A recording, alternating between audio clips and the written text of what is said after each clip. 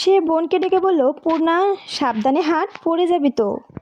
তার সাবধানী বাণী শেষ হতে না হতেই ধপাস করে কাদামাটিতে পড়ে গেল পূর্ণা। আঁতকে উঠল পদ্মজা। পূর্ণার পা নিমিষে ব্যথায় টনটন করে উঠে। পদ্মজা দুই হাতে আঁকড়ে তোলার চেষ্টা করে, পূর্ণা কিছুতেই উঠতে পারছে না। পা যেন ব্যথায় অবশ হয়ে গেল। কাদো কাদো হয়ে পদ্মজাকে বলল, আপা, পা ভেঙে গেল মনে হয়। ইস, এত ব্যথা করছে। মচকেছে বোধ হয়, ঠিক হয়ে যাবে। ওঠার চেষ্টা কর। আমার গলা ধরে ওঠ। গ্রামের পথ গুড়ি গুড়ি বৃষ্টি হচ্ছে বলে কেউ রাস্তায় নেই। গৃহস্থরা ভাত ঘুম দিয়েছে। সাবধানে বিলে থই থই জল, তার পাশে ক্ষেত, ডানে বাঁয়ে কাদামাটির পথ, পেছনে ঝোপঝাড়। পদ্মজার সাহায্য করার মতো আশেপাশে কেউ দেখতে পেল না। এদিকে পা সোজা করার শক্তি পাচ্ছে না পূর্ণা। প্রচণ্ড ব্যথা, ঠোঁট কামড়ে কাঁদছে সে। পদ্মজা না পারছে পূর্ণাকে তুলতে, না পারছে পূর্ণার কান্নাটা সহ্য করতে।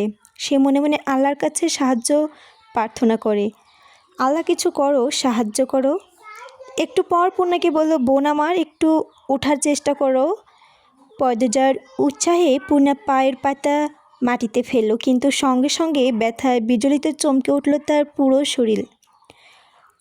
ওমা, আপারে, পারছি না, আমার পা শেষ, মরে যাব আমি।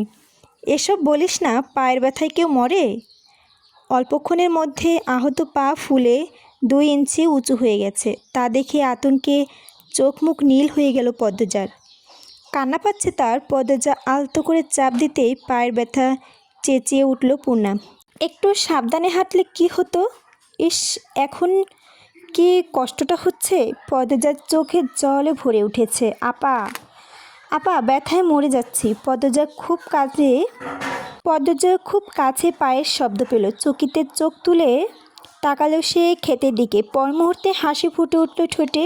সে উচ্ছ্বাসে চেঁটিয়ে উঠল, পূর্ণারে, আম্মা আসছে। হেমলতাকে দেখে পূর্ণার কলিজায় প্রাণী প্রায়। মাকে দেখে যেন ব্যথা অনেকটা কমে গেছে। হেমলতা ছুটে আসেন, পূর্ণার মাথায় হাত বুলিয়ে বললেন, কিছু হয়নি, এসব সামান্য ব্যাপার। এরপর পদ্মজাকে বললেন, তুই বইগুলো নে। হেমলতার এদিকে সেলাই করা কাপড় দিতে এসেছিলেন। যার কাপড় ছিল সে অসুস্থ, তাই যেতে পারছিল না। বাড়িতেও কোনো কাজে মন টিকছিল না, তাই ছাতা নিয়ে বেরিয়ে পড়েন। ঘরে চুপচাপ বসে থাকার চেয়ে একটু মানুষের সাহায্য করা ভালো। ফেরার পথে তিনি দূর থেকে দুটো বিপর্যস্ত মেয়েকে দেখতে পেলেন। একটার পর একটা মেয়ে পথে বসে আছে, আরেকটি মেয়ে তাকে তোলার চেষ্টা করছে। মেয়ে দুটোকে চিনতে পেরে বুক কেঁপে উঠল তার। পথ দিয়ে আসলে দেরি হবে বলে তিনি ক্ষেতের ভেতর দিয়ে ছুটে এসেছেন।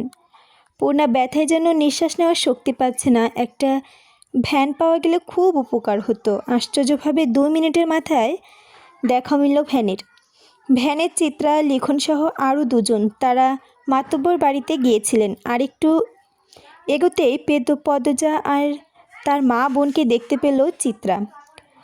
উদ্বিগ্ন কণ্ঠে ভ্যান চালককে বলল, চাচা, ভ্যান থামান। চিত্রার দৃষ্টি অনুসরণ করে লিখনের নজর ব্যাপারটা আসতে এসে তাড়াহুড়ো করে ভ্যান থেকে নেমে আসে। চিত্রাও বসে নেই, চোখ মুখে ভয় নিয়ে জানতে চাইল, কি হয়েছে পূর্ণার, কি হয়েছে? পদ্মজা বলল, কাদায় পা পড়ে মুচকে গেছে।